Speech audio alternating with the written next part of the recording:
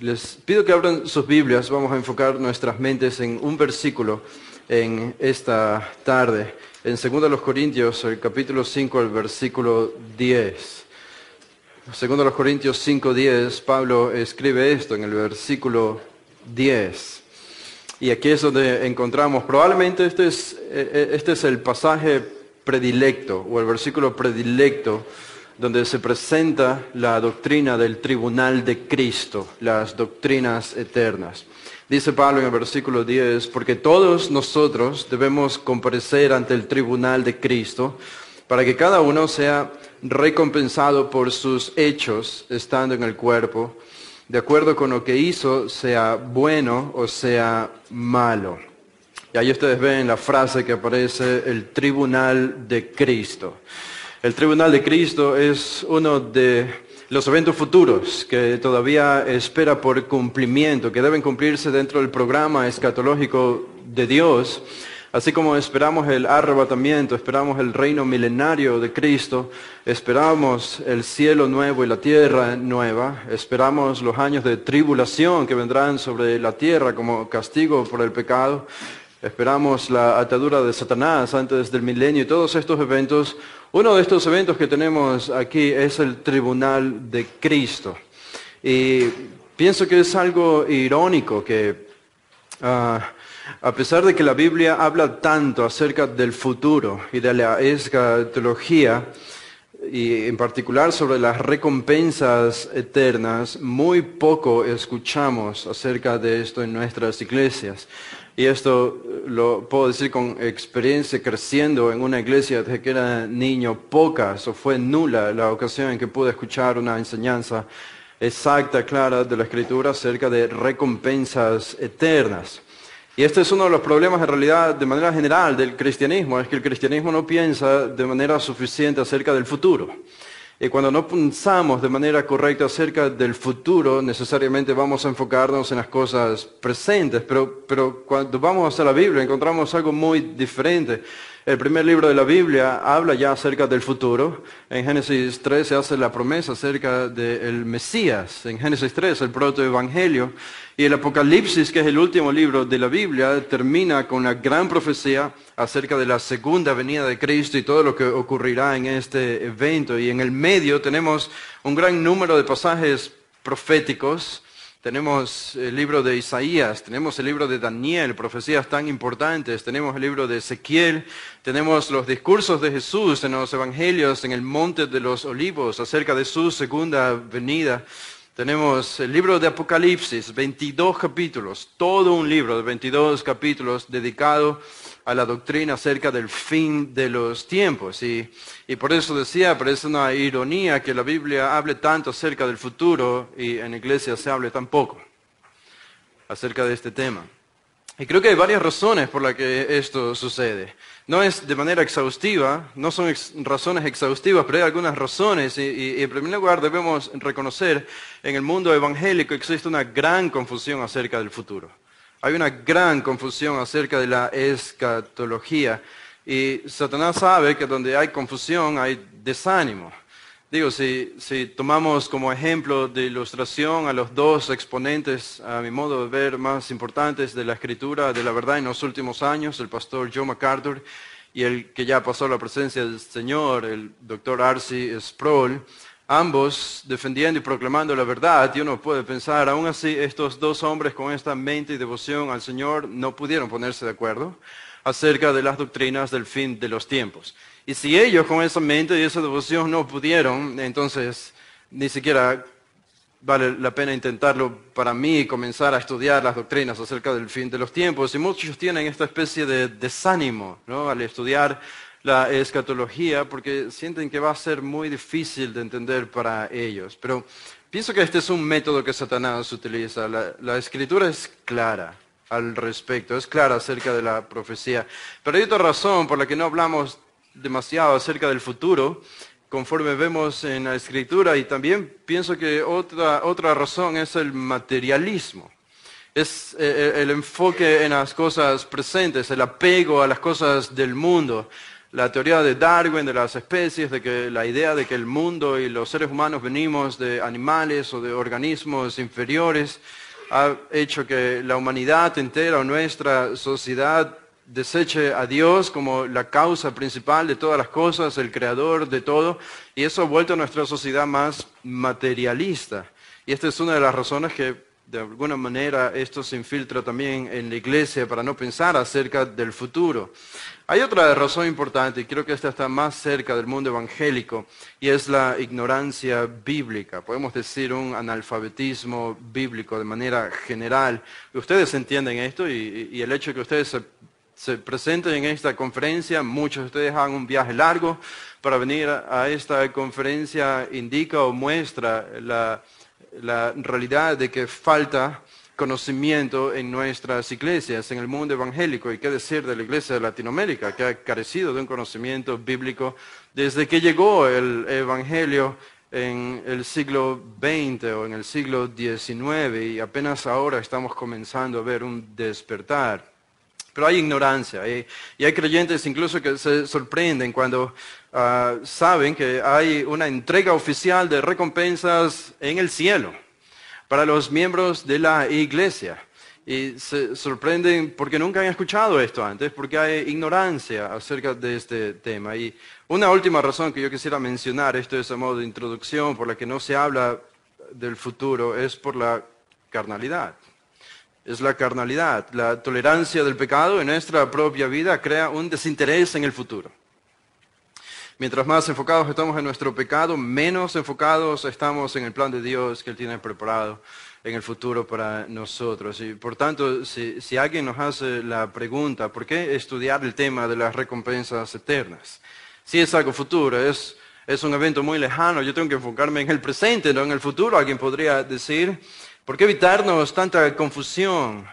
Bueno, nosotros podemos responder pensando en estas razones porque justamente estudiar la doctrina del tribunal de Cristo nos evita la gran confusión que hay en el mundo evangélico acerca de la escatología, evita que caigamos en el materialismo, nos quita la ignorancia bíblica y también es una solución para nuestra carnalidad. Esto va de la mano con la santificación. Y esto solo justifica un mayor interés de nuestra parte por una doctrina como esta, de las recompensas eternas.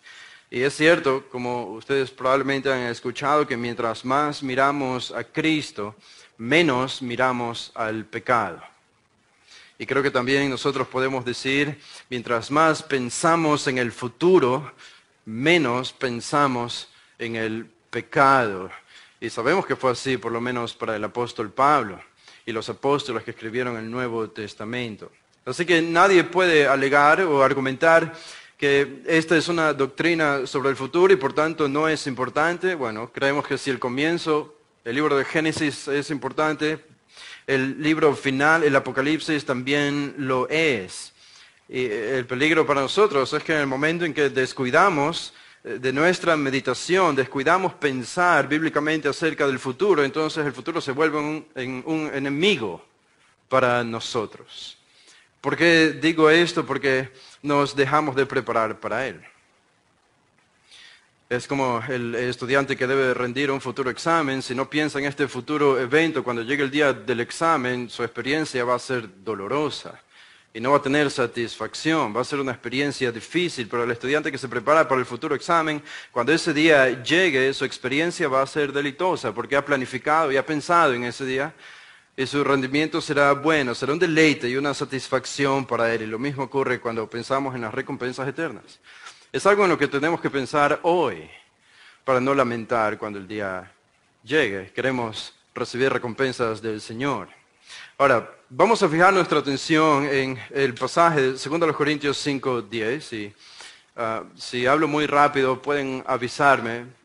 No me interrumpan con palabras, pero háganme una mueca o una señal con la mano para saber que estoy hablando demasiado rápido. Esa ha sido la crítica correcta siempre de Henry, que me hacía, de que hablo a veces muy rápido. Los que somos de Guayaquil entendemos eso allá en Ecuador porque hablamos rápido, pero para la gente allá es normal hablar de esta manera. Así que tengo que sacarme un poco esa influencia en los pocos días que he estado aquí en Los Ángeles y voy a tratar de hacerlo en esta tarde. Pero en 2 Corintios 5:10, como ya leímos este pasaje, aquí encontramos de manera central la doctrina acerca de las recompensas eternas. Y espero que logremos abordar los temas más importantes relacionados al tribunal de Cristo. Y entiendo que hay preguntas interesantes también que surgen cuando pensamos en las recompensas eternas. Por ejemplo, probablemente ustedes han pensado en algunas o se puede venir a la mente en este momento la pregunta acerca de en qué consisten estas recompensas. ¿En qué consisten estas recompensas? El Nuevo Testamento habla de coronas que vamos a recibir, no es lo único que dice acerca de recompensas, pero es una parte de la revelación de coronas, pero ¿de qué se tratan estas recompensas que vamos a recibir? Otra pregunta, ¿quiénes están incluidos para comparecer en este tribunal? ¿Quiénes son los que van a experimentar este tribunal de Cristo? ¿Serán los creyentes de todos los tiempos? ¿Serán los creyentes solamente de la era de la iglesia? ¿Serán los creyentes y los no creyentes también? Otra pregunta es, ¿tendrán celo? ¿Tendrán celos, envidia los cristianos que reciban menos recompensas que los creyentes que reciban más recompensas? La respuesta a esta pregunta puede ser un problema, porque después de este evento de las recompensas vamos a ir al cielo, vivir por la eternidad, y no podemos imaginar un cristiano viviendo en el cielo con envidia, con celos, porque no habrá pecado allí, sería algo ridículo, obviamente. Pero es una pregunta que debe abordarse y que debemos ofrecer una respuesta, y una respuesta bíblica. Y esto obviamente significa que hay grados de recompensa celestiales. Esto significa que unos creyentes van a recibir más recompensa que otros cristianos. Y no hay ningún problema con esto. Alguien podría alegar, yo pensé que el cielo era perfecto y todos íbamos a ser exactamente iguales. Y la Biblia en efecto dice que en el cielo vamos a llegar a la perfección y que tendremos cuerpos glorificados y que no habrá pecado. Y nada que haga que nosotros deshonremos a Cristo, deshonremos a Dios por el resto de la eternidad, será una vida perfecta. Pero debemos reconocer algo importante, que dentro de la perfección hay grados también. Dentro de la perfección hay grados. Y que una persona perfecta puede crecer sin que eso signifique imperfección. Bueno, este es un concepto que va un poco más allá del tema que nos compete en esta tarde, pero vamos a tratar de abordar este tema y solo para que tengan una idea, el tiempo que tenemos es limitado, ya me he comido 15 minutos y ni siquiera he comenzado a revisar este versículo 10 y para que tengan una idea, hay tantos textos de la Escritura que hablan de manera indirecta o menos directa acerca de las recompensas eternas, pero son tantos textos, solo les voy a dar una lista rápida. Daniel 12:2, Mateo 6:20 al 21, Mateo 6:19, Mateo 19:21, Lucas 6:22 al 23. Bueno, va a ser difícil que lo copien. Son 300 versículos más o menos, así que no van a poder. Déjenme darles la lista de manera rápida y el video quizá lo pueden escuchar más adelante y copiar los versículos. Lucas 6:22 al 23, Lucas 12:18 al 21, Lucas 12:32, 42 al 48, Lucas 14:13 al 14, 1 Corintios 3:8, 1 Corintios 9:18, 13:3, 15:19, 29, 32, 58, Gálatas 6:9 al 10, Efesios 6:7 al 8, Colosenses 3:23 a 24, 1 Timoteo 6:18, Hebreos 10, 34, 35, 11, 10, 14 al 16, 26, 35, 1 de Pedro 1, 4, 2 de Juan 8, Apocalipsis 18, 11, 18, 22, 12, y además podríamos añadir otros más indirectos que aparecen en los evangelios. Así que el tema es amplio y probablemente un poco abrumador para nosotros si no hemos estado informados acerca de una doctrina como las recompensas eternas y de pronto encontrarnos que hay tantos textos de la Escritura que hablan acerca de este tema y por eso decimos, esta es la revelación de Dios y es una revelación de Dios que nunca la terminaremos de descubrir por completo. Son verdades insondables, inescrutables para nosotros que no tienen fin y eso es lo que debemos esperar. Si es un libro que viene de Dios, Dios es infinito, su palabra tiene un conocimiento infinito. Así que gloria a Dios por eso. Pero vayan, ahora pensemos en 2 Corintios 5:10 y pensemos en este pasaje, el versículo 10 que leímos hace un momento. Esta es una carta muy personal para Pablo, cuando él escribió la segunda carta a los Corintios, muy personal para él, y encontramos este tono en casi todos los capítulos, porque la iglesia de Corinto fue una iglesia difícil para Pablo. Dios usó a Corinto para santificar a Pablo, podríamos decir eso en un sentido, y como Dios puede usar iglesias para santificar a sus pastores el día de hoy. Había carnalidad en la iglesia, habían divisiones, habían partidismos, habían falsos maestros y apóstoles que se habían infiltrado, y probablemente una de las cosas que quizá más afectó a Pablo fueron los ataques a su reputación, ataques falsos a la reputación y al ministerio del apóstol Pablo. Ellos incluso estaban juzgando las intenciones de Pablo. Algunos decían que él servía a los corintios solo porque amaba el dinero que ellos tenían, o porque amaba la popularidad y amaba el poder. Así que fue una iglesia difícil para él. Y en medio de todo esto, él presenta una defensa, porque él sabía que defenderse a él, en este caso particular, era defender el Evangelio. Y él quería defender el Evangelio, y él era el representante del Evangelio que Dios había enviado para ministrar y fundar muchas iglesias. Era imperativo para él presentar una defensa, y eso es lo que hace en la segunda carta a los Corintios. En el capítulo 12, versículo 17 y en adelante, más adelante, en 2:17 y avanzando en los versículos que siguen, él introduce su propio ministerio personal.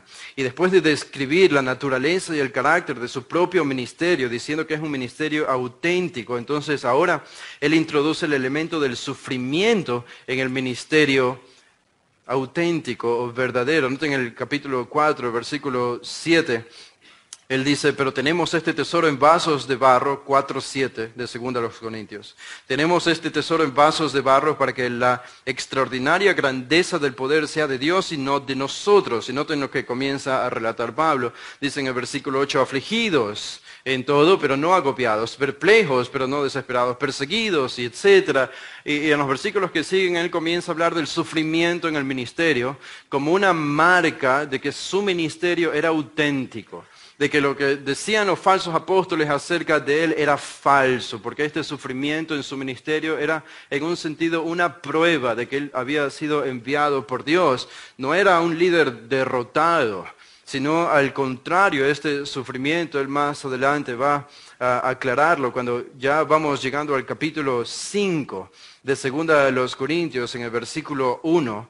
Noten lo que dice, este sufrimiento a Pablo le hace pensar en un evento futuro que es la resurrección. Pablo está diciendo, por ahora sufro en el ministerio, pero ese sufrimiento es temporal, porque va a venir el tiempo de la resurrección del cuerpo. Y dice en el capítulo 5, versículo 1, porque sabemos que si la tienda terrenal, que es nuestra morada, es destruida, está hablando del cuerpo, del cuerpo presente, tenemos de Dios un edificio, una casa no hecha por manos, eterna en los cielos. Versículo 2, pues en verdad en esta morada gemimos, anhelando ser vestidos con nuestra habitación celestial, y una vez vestidos no seremos hallados desnudos, porque asimismo los que estamos en esta tienda gemimos, agobiados, pues no queremos ser desvestidos, sino vestidos, para que lo mortal sea absorbido por la vida. Y el versículo 5 dice, y el que nos preparó para esto mismo es Dios, quien nos dio el Espíritu como garantía. Pablo está pensando en la resurrección, en recibir un nuevo cuerpo.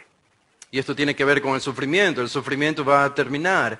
Y en la lógica del apóstol, el tema de la resurrección del cuerpo significa entonces que estaremos ante la presencia de Dios.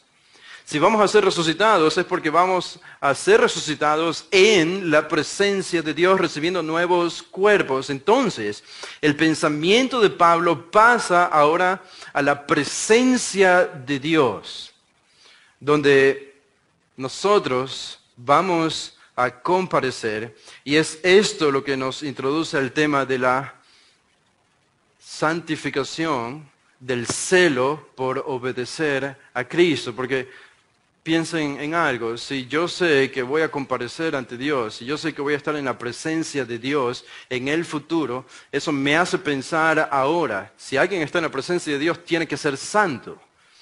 Eso me hace pensar en mi santidad presente. Y esto es lo que hace Pablo. Noten lo que dice el versículo 6. Por tanto, animados siempre y sabiendo que mientras habitamos en el cuerpo, estamos ausentes del Señor, porque por fe andamos, no por vista, pero cobramos ánimo y preferimos más bien estar ausentes del cuerpo y habitar con el Señor.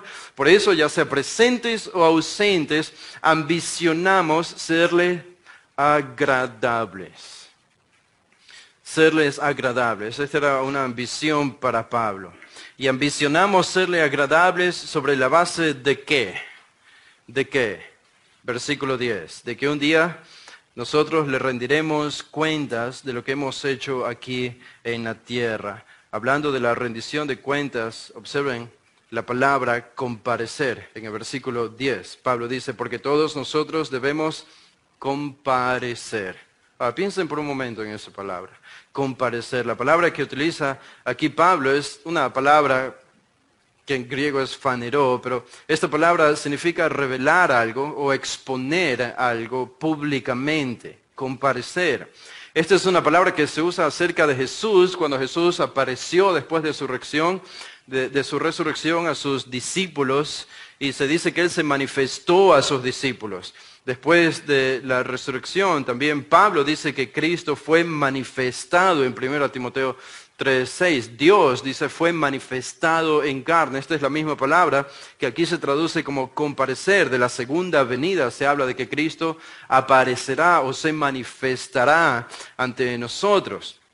Esta es una palabra conocida por el apóstol Pablo, aparece 9 veces en 2 Corintios, pero si ustedes son como yo, la primera impresión que tienen de esta palabra, comparecer, es más o menos la idea de que como que seremos trasladados de un lugar a otro. Seremos trasladados de donde estamos ahora a ese lugar donde estará Cristo en su tribunal para juzgarnos por nuestras obras. Y esta es la idea general, pienso, de la palabra comparecer, la idea de ir hacia un lugar para rendir cuentas a alguien. Pero por la palabra que usa Pablo aquí, lo que él quiere decir es más que esto. No es meramente que vamos a ser trasladados de un lugar a otro para ser evaluados. No es lo que exactamente dice Pablo, no es lo que únicamente dice Pablo.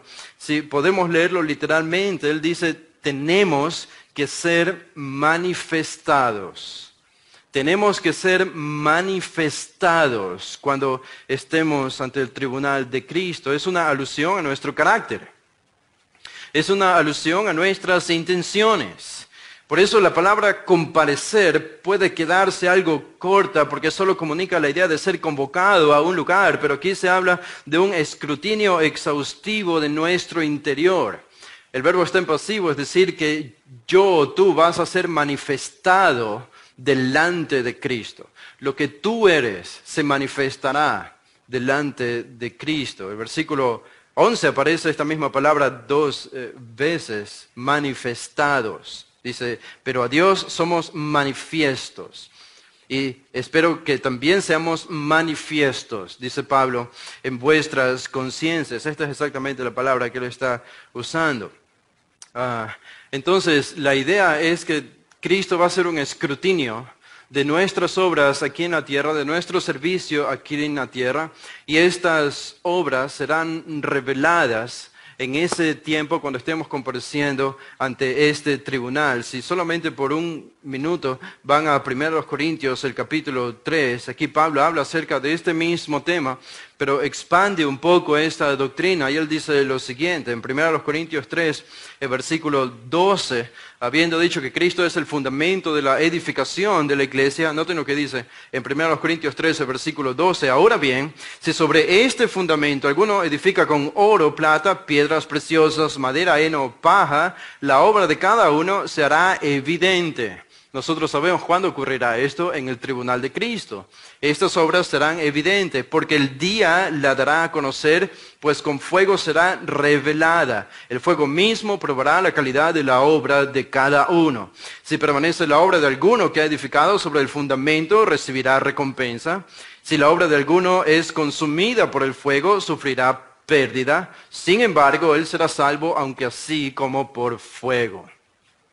Y una de las cosas que podemos entender acerca de este pasaje es que si ustedes escuchan una enseñanza acerca de las recompensas eternas y el tribunal de Cristo, y después de esa enseñanza salen con miedo o temor por perder su salvación, es porque les han enseñado mal la doctrina del tribunal de Cristo o porque ustedes entendieron mal lo que el pastor quiso decir acerca del tribunal de Cristo. Pero el tribunal de Cristo no tiene nada que ver con la condenación.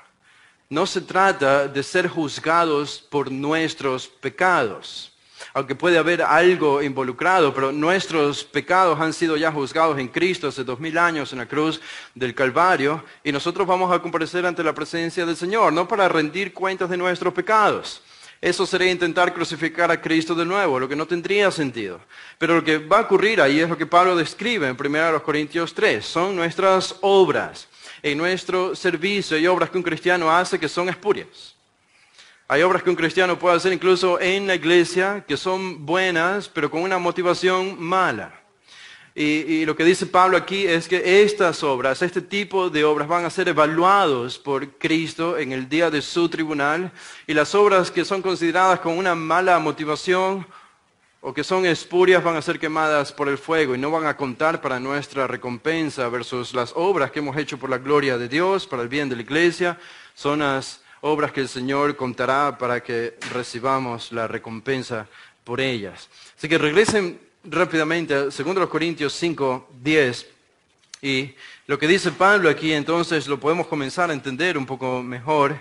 Y ahora entendemos entonces que vamos a comparecer ante Él, que vamos a ser manifestados delante de Él, nuestras intenciones van a ser examinadas, nuestro carácter, nuestras motivaciones van a ser descubiertas por Cristo. Es algo que es invisible para nosotros hoy, para los demás, pero en ese día será revelado. Por tanto, el tribunal de Cristo será el lugar donde nuestros corazones van a ser completamente revelados.